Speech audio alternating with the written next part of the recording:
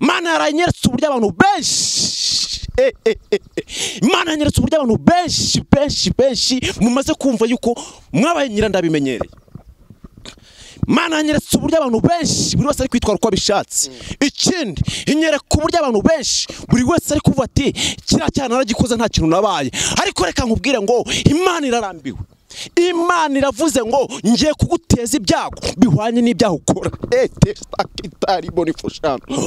Ndabona Imana igiye kuguteza ibyago bihwanye n'ibyaho ukora. Imana yanyeretse uburyo benshi abamama benshi yabahaye uburanga ariko muri kubukoresha mukora ingeso mbi, muri kubusambanira. Reka nkubwire ngo ingo nyinshi abagabo benshi bari kuzishyira hasi bitewe n'iki ijambo nyashi. Ariko reka nkubwire ngo ingo nyinshi Yesu we, reka nkubwire ngo uyu munsi iri jambo niwe ndisomeye. Nzakubwira ukuri ntahe n'amaguru ko bigarutse nabigira nde biri gutuma nta mugisha mubona bitewe n'iki. Ibonye bari gutegereza ngo hari ikintu buzabamarira ariko nta kintu kubamarira bitewe n'iki uri kugenda uko bishaka. Ariko Uwiteka aravuze ngo igiye kuguteza ibyago bihwanye n'ibyaho ukora. We mukobwa we, ndakurahiye icyo usamane kirahagije. Uyu munsi usezerera abakiriya bawe urebe ko Imana itagutunga. Nasibye akazi kandi sindi buburare ngira ngo numvira Imana. Abantu ntabwo mugikuna amagambo y'ukuri, abantu ntimugikeneye amagambo ababwira ngo muhinduke muve mu byaha byanyu. Mukeneye iki? La saved. Ariko se nongera nkubwira ngo urari kuri saved ngiki utaratura icyaha cyawe cy'ubusambanyi, utaratura infiltration akazi wasambaniye wigeze watura. Pista kitari bonifoshande newa erebo shatakaraba. Reka nkubwira ngo ibyaha ukora utaratura nta mugisha. Igihe usambaniye kirahagije Imana irakubona. Ubwashize naraje ndababwira ngo urabikora ukibwire ko mpanye nawe, ariko ngo nzaguhana uko byose bikurikirana. Utaratura today urimutse uragiye. Niye mpamvu itumura wimuka nuko utarabwira mwashakanye ngo mwature. Zo message nizo mbahaye ku buntu. Mbere yuko mubana mukabanza gukora iki? Ibyangwa n'amaso y'Imana, byangwa n'amaso y'Imana. Yewe murokore we, kadusenge. Mana ushobora byose, navuga byinshi ndi imbere yawe, ariko ndakwinginze ngo Mwami uze umfashe undwanirire. Umuntu uri buze guca bugufi umwiteho, uza kwatura icyaha kiwe umwiteho, ndetse imbabazi zawe zibe ku Banyarwanda. Yesu we, abantu bari hanze Imana irambwiye ngo agakiza kanyu Mana we ati ni nk'akabuto ka sinapi. Ariko mbere yuko mugenda mwari mufite agakiza, hatura icyagusubije inyuma. Imana irambwira ngo abantu benshi mwaritse gusenga, ariko hari ikintu giye gutuma musenga. Ariko uyu munsi niwo wawe wa nyuma. Uyu munsi niba amasezerano atinze, Uwiteka niba atinze nk'uko mwabimenyereye, urupfu rurahari. Niwe mbwira we turi kurebana, niwe mbwira hari umubyeyi uri muri Zambia witwa Claudine. Imana yambwiye ngo umugabo wawe ugiye kumuhindura, ariko we ari muto. Umpamagare ninkubwira ngo kugira ngo mbaze ngusengere tanga ikiro. Nta kintu ufite. Ariko Uwiteka ambwiye ngo Imana irambiwe ikigali, Imana irambiwe abantu bayibeshya, Imana irambiwe abantu bagaragaza ko ari abakozi b'Imana nyamara atari bo. Imana irambiwe abantu biyoberanya, Imana irambiwe abantu bigira beza nyamara nta bwiza bafite. Wimamagara. Ariko niwo munsi wawe wa nyuma wo kugira ngo wature. Uyu niwo munsi wa nyuma wo kubwira ngo Uwiteka we, ibyaha nakoze byose ndabizi, ibyaha nakoze kandi byose urabizi, ngo ntabara. Uyu niwo munsi wawe wo kongera guca bugufi. Uyu niwo munsi wawe wo kugira ngo umujinya w'Imana ntuguterweho. Uyu niwo munsi wawe wa nyuma wo kukubwira ngo hinduka mu byaha byawe. Uyu niwo munsi wawe wa nyuma wo kukubwira ngo hinduka. Warasambanye ujya ahantu runaka ntavuze, yewe wanze guhinduka uvuga ngo nta kintu nabaye ubwo nabikoraga Uwiteka arambwira ngo yarakubonye Uwiteka arambwiye ngo yarakubonye nakubwiye ngo uzanyanga ariko nzakubwira ngo uve mu byaha byawe nakubwiye ngo uzanyanga ariko nzakubwira ngo uhinduke nakubwiye ngo uzanyange ariko nzakubwira ngo uve mu byaha byawe maze iminsi ukora Uwiteka arakubona nibyo ukora hatagaragara Uwiteka arakubona waruzi ko na filimi z'urukozasoni ari icyaha imbere y'Imana none se ntabwo muzireba ntabwo se uzireba ariko Uwiteka yambwiye ngo ngiye kubateza ibyago bihwanye n'ibyaha bakora niko Uwiteka yambwiye ngo nze mbabwire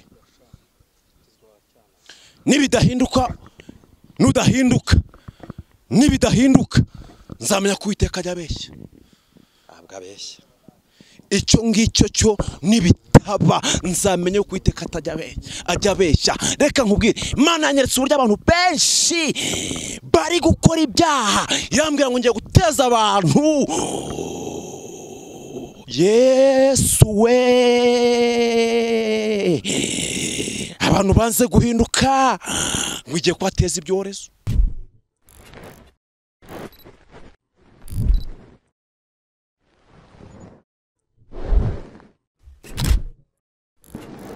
reka tubasuhuze kandi tubifurize umugisha Imana itanga ubane namwe mwese abari mu gihugu cy'u Rwanda n'abari hanze y'u Rwanda mwese turabifuriza kugubwa neza mukomere rero kandi mushikane abadukurikiye ubabaye cyangwa se uri mu bibazo bigiye bitandukanye reka nkubwire ngo kurira kwararira umuntu ariko mu gitondo impundu zikavuga Charles narengo kumbuye turanye cyane narengo kumbuye cyane ariko se amakuru y'imizi ndashima Uwiteka ariko kantu ariko nikajya kabura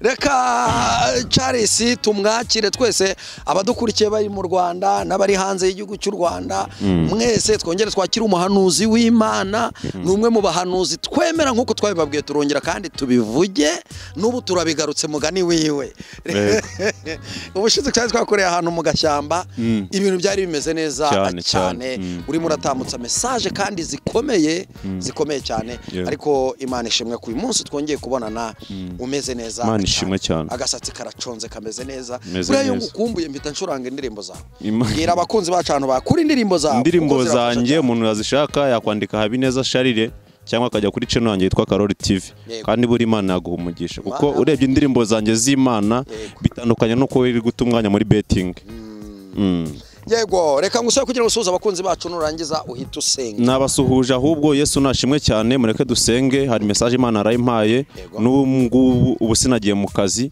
kugira ngo nzivugane n'abantu b'Imana kandi burya hari Imana ibigukeneyeho kadusenge maze wumve icyo Imana yakuntumyeho mu izina rya Yesu Mana ndagushimiye kuko Uwiteka uri Imana ivuga bikaba ndetse yategeka bigakomera uri umwizerwa uri umwiringirwa ntawe umeze nk'Uwiteka Imana kandi ntawe ukora nkayo mwami turagushimiye ko warinze igihugu cyacu warinze perezida wacu ndetse urinda n'abayobozi guhera ku bato no kugeza ku bakuru izina ryawe nirihimbazwe kuba turi amahoro n'ubuntu bwawe n'imbabazi zawe ariko Uwiteka ndakwinginze ngo message warompaye rino joro unyemerere ugiye kunkurikira wese abyumve kandi bigiraho bivana abantu nabo bibashyira kandi Uwiteka nyiringayo Imana undinde kwishyira hejuru ahabwa imbabazi zawe n'imbaraga zawe bize bibane nanjye bishyikire mvuge uko bimpaye n'uburyo wabinyeretsemo ndagushimiye ko ugiye kubana nanjye mu izina rya Yesu Kristo wanesheje amen amen urakoze cyane ku isengesho ryiza cyane uduhaye reka uhereze umwanya wavuze ko Imana yaguhaye message igutegeka no kuza kuyitambutsa tuguhaye kazi hari ijambo riri mu Barewi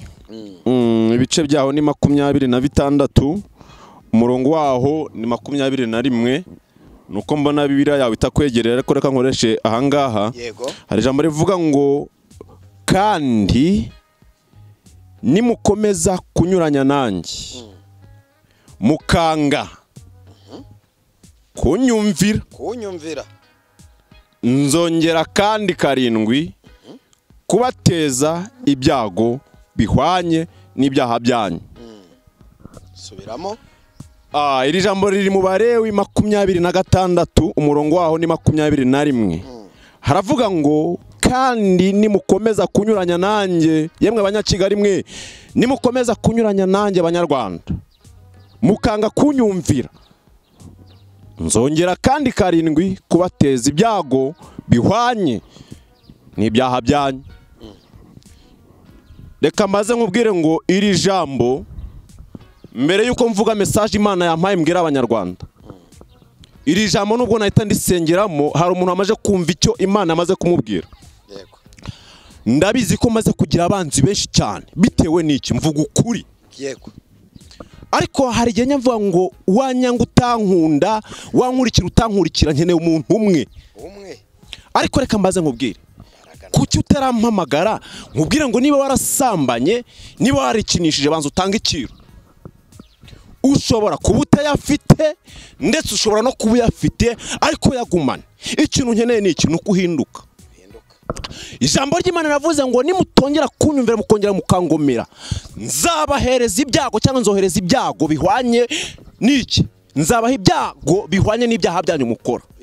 Imana yaranyeretse uburyo abantu benshi Imana yanyeretse uburyo abantu benshi mumaze kumva yuko mwabaye nyirandabimenyereye. Mana yanyeretse uburyo abantu benshi buri wese ari kwitwara uko bishatse.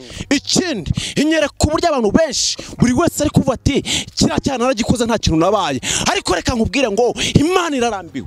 Imana iravuze ngo ngiye kuguteza ibyago bihwanye n'ibyaha ukora. Testakitari bonifushano. Ndabona Imana igiye kuguteza ibyago bihwanye n'ibyaha ukora.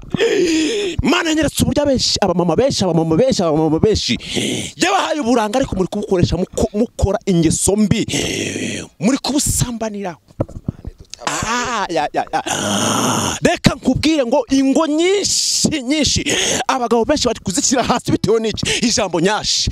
Ariko reka nkubwire ngo ingo nyinshi Yesu we, reka nkubwire ngo uyu munsi iri jambo niwe ndisomeye. Nzakubwira ukuri ndahe n'amaguru, ntabwo nzagusaba isabune, sinzagusaba amayinite, ariko nudahinduka Uwiteka, nudahinduka do ndabirahiye. Ahangaha ndi umukozi w'Imana, ndabirahiye.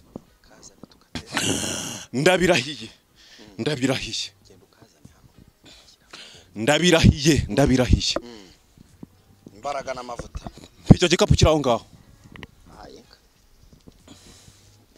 Icyo gikapu.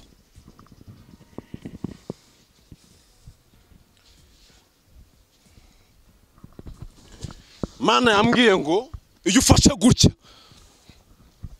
babyita guheka. Iyo ushyize mu mugongo gutya babyita guheka. Iyo umuntu afite injishi agashyira umwana mu mugongo byitwa guheka. Mana nyeretse uburyo abanyarwanda benshi muri hanze Imana yabahetse mukaba mwarahageze, ariko igiye kugira gutya. Vuze ngo niba warahetswe kenshi cyane ugiye gutangira kwigenza. Imana yanyeretse uburyo abantu benshi bari kwikinisha bari hanze, irambwira ngo abenshi niyo mpamvu nta kintu muri gufatisha, nta kintu muri kubona. Ariko iri jambo yaba waruhindutse. Imana yambwiye ngo abantu benshi byamuri gukora estakitari bonifushandenewa biri gutuma nta mugisha mubona. Yesu we ko bigarutse nabigira nde, biri gutuma nta mugisha mubona bitewe n'iki. Ibanye bari gutegereza ngo hari ikintu uzabamarira, ariko nta kintu kubamarira bitewe n'iki, uri kugenda uko bishaka. Ariko Uwiteka aravuze ngo igiye kuguteza ibyago bihwanye n'ibyaha ukora. We mukobwa we, ndakurahiye icyo usamane kirahagije. Uyu munsi usezerera abakiriya bawe urebe ko Imana itagutunga. Nasibye akazi kandi sindi buburare ngira ngo numvira Imana. Abantu ntabwo mugikuna amagambo y'ukuri, abantu ntimugikeneye amagambo ababwira ngo muhinduke muve mu byaha byanyu. Mukeneye iki? La saved. Ariko se nongera nkubwira ngo urari kuri saved ngiki utaratura icyaha cyawe cy'ubusambanyi, utaratura infiltration, akazi wasambaniye wigeze watura. Pista kitari bonifoshandenewa ereboshatakayaraba. Reka nkubwira ngo ibyaha ukora utaratura nta mugisha. Igihe usambaniye kirahagije, Imana irakubona. Ubwashize naraje ndababwira ngo urabikora ukibwire ko mpanye nawe, ariko ngo nzaguhana uko byose bikurikirana. Imana ntiyibagirwa, nitaguhana bizakugendaho ndetse n'abawe bizabafata. Reka nkubwire, Eli yari umuhanuzi w'Imana, ariko igihe cyaraje kugera arahanwa. kandi niwe wari wahanuye avuga yuko Samweli azavuka. Abibwira nde? Abibwira Hana. Ariko uburyo abana be baje kwitwara bakajya basambanya abadiyakoni mu rusengero, uburyo baje kwitwara bakajya bakora ibyangwa n'amaso y'Imana, byatumye umuryango wose ucika. Nawe reka nkubwire ngo ibyaho uri gukora bigiye kukubuza amahirwe. Reka nkubwire ngo ibyaho uri gukora bigiye gutuma nta kintu ufata.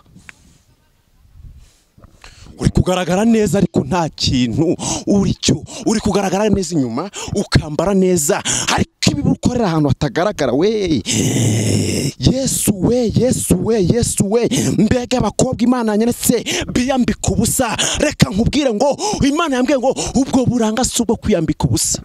Yesu Kristo. Umuntu aravuze ngo amabuna ashimisha abasinzi. Higa kwiyubaha niba insengero zifunzwe nkuko mbivuga, nkuko mbivuga, ariko umutima ntabwo ufunzwe. Mana yambwiye ngo abantu ihetse igiye gutereka hasi. Reka nkubwire ngo yibihe bigiye kuza ni Uwiteka yambwiye. Utazi gusenga eni botayishando hagiye kubyiga, unkunda cyangwa unyange. Ese kugiye kuvuga ngo nakuraye nimero ya Karoli ngo muhamagare nature. Nanjye ngiye kukubwira ngo amubise, nanjye ngiye kukubwira ngo nta gihe ngifite. Icyanye no kuza kukubwira ngo hinduka uve mu byaha byawe, kuko Uwiteka hagiye kuguhana ibihano, ibyago bihwanye n'ibyaha ukora. Uwiteka agiye kuguhana ibyago bingana nuko ukora ibyaha. Mbega ababyeyi b'amazingo z'abandi, mbega abantu bari gukoresha imiti y'abapfumu, mbega barokorewe kwijijisha nabyo ni icyaha.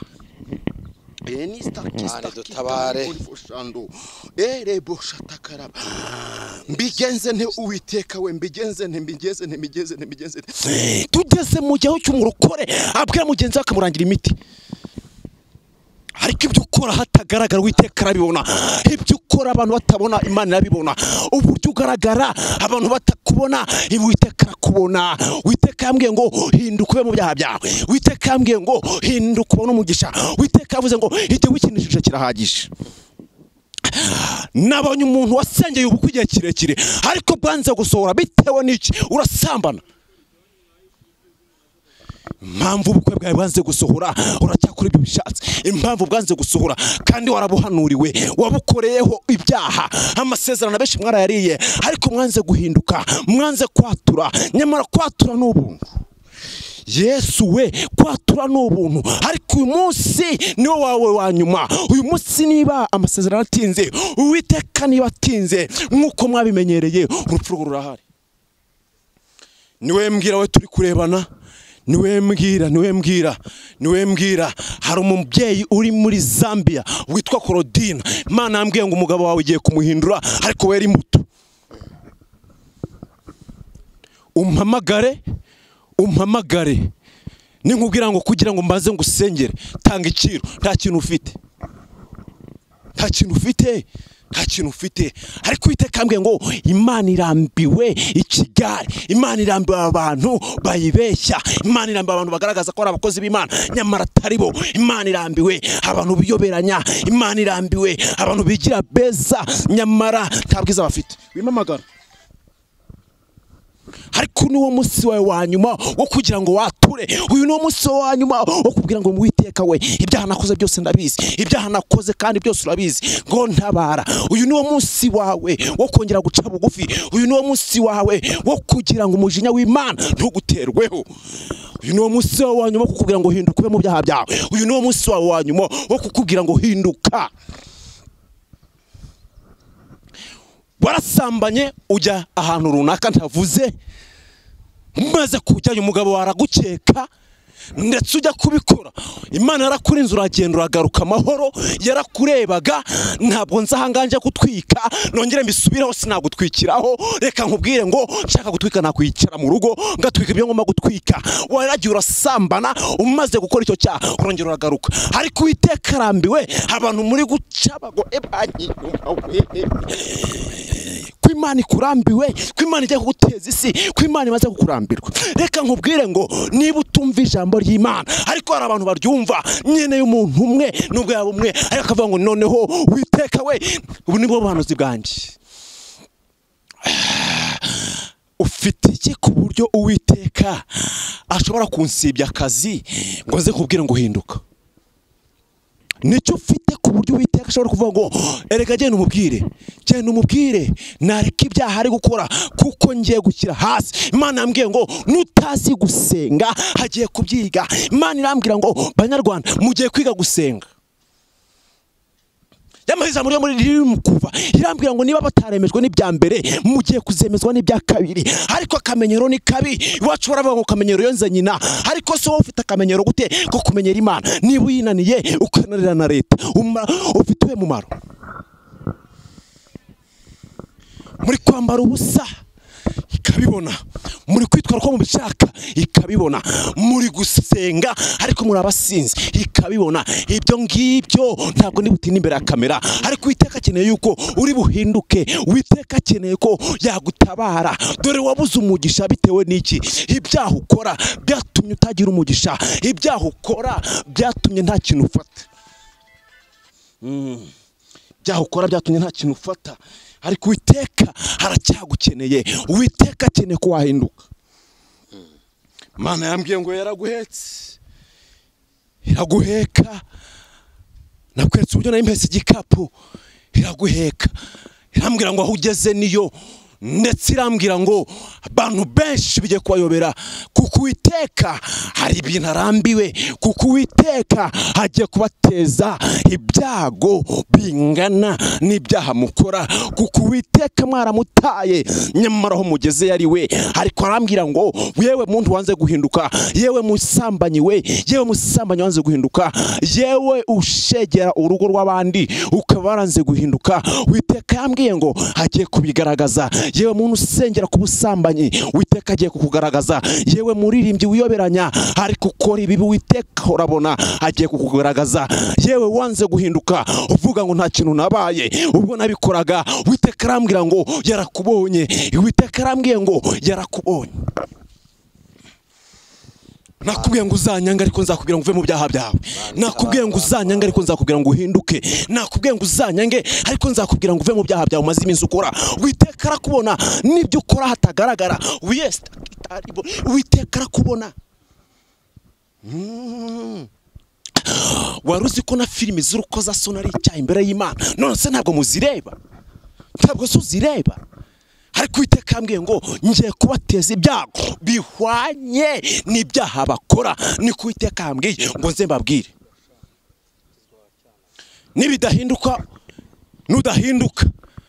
Nibidahinduka nzamenya ko Uwiteka ajya abeshya.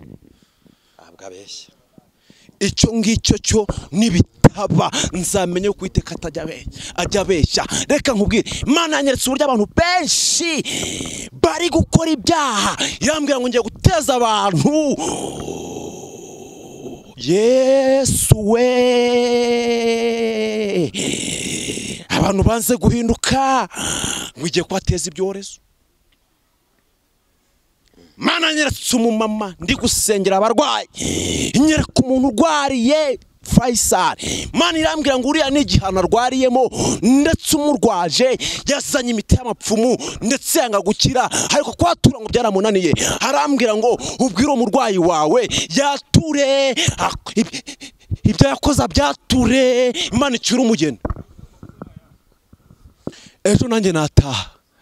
Ejo navuga ngo Uwiteka naragukoreye ntabwo nigeze mbeshya, nagukoreye ko wantumye. Ejo nanjye nataha. Ariko se kugiye kuhura n'ibibazo uri wowe byiteje? Ese kugiye kuvuga ngo none nanjye wanyereka wa mukozi w'Imana nakwatura? Ariko reka nkubwire ngo ngewe nakoresheje imbaraga zanjye nk'uburyo Uwiteka ari yanshoboze. Abantu mwanje guhinduka, ariko Uwiteka agiye kuza.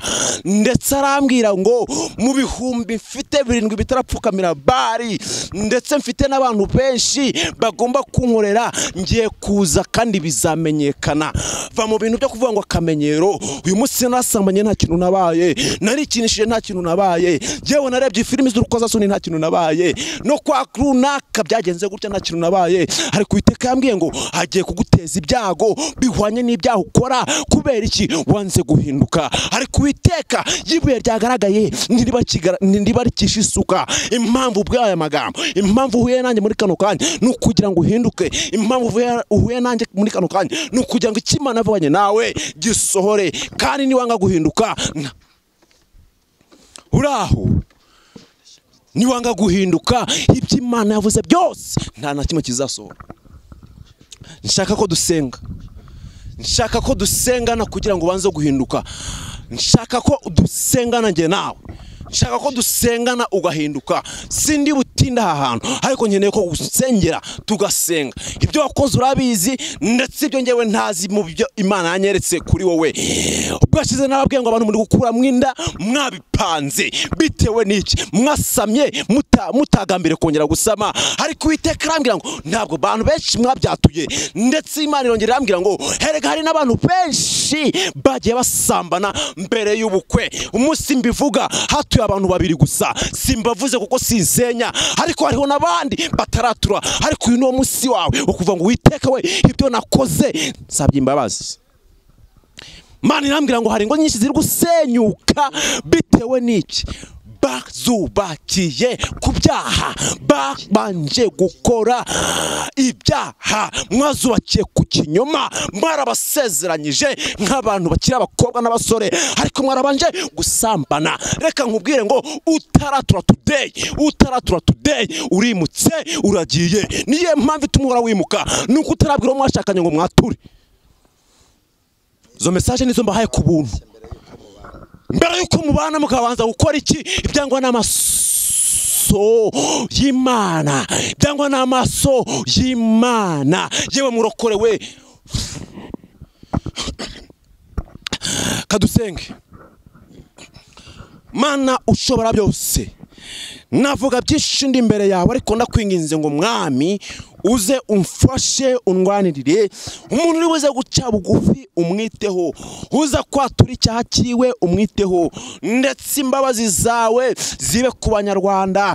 Yesu we, abantu bari hanze, Imana irambwiye ngo agakiza kanyu, Mana we ati ni nk'akabuto ka sinapi, ariko mbere yuko mugenda mwari mufite agakiza. Hatura icyagusubije inyuma. Imana irambwira ngo abantu benshi mwaritse gusenga, ariko hari ikintu giye gutuma musenga. Imana irambwira ngo Abanyarwanda muri Malawi nimusenge, kuko mutewe enivotrayishandenewa n'abajura. Witeka we, tabara abantu bawe, tabara kandi irengera. Ndagushimiye ko aricyo ugiye gukora, ndagushimiye ko aricyo ugiye kurema. Uri butanga imbabazi, kandi Uwiteka ndakwinginze ntabari ngewe, aho ukomeze umfashe unshyigikire mu izina rya Yesu, kandi nkomeze mvuga ukuri nkuko wakumpaye. Ndagushimiye kuri Imana iri hejuru ya byose, senze mgize mu izina rya Yesu Kristo anesheje, amen. Reka tugushimire ku butumwa bwiza cyane duhaye, nta commentaire twabushyiraho, ahubwo icyo twifuza nuko watambutse nimero yawe ya telefone kugira ngo abantu bakenera kumusengana bakubone mu buryo. Ku bantu bankurikiye bari hanze, nimero ndi gukoresha, ndacyari gukoresha nimero muri Malawi, n'akamenyetso ko guteranya 265 amacyenda 20 21 64 uri mu Rwanda mpamagara kuri 078 21 58 035. Ndabizi ko mwakutse umutima kubera amafaranga, ndabizi ko mwamukeneye ngo kugira ngo nsengere ngo nabaza mwishyura. Ntabwo iri muri mobile money. Atura icyaha cyawe ugumana ubutunzi bwawe. Urakoze cyane. Utarakora subscribe, ukora subscribe, andike n'igitekerezo cyawe, rwose tugiye dukomeza kubana uko bwije nuko bukeye. Umuhanuzi w'Imana Karoli, Imana iguhe umugisha.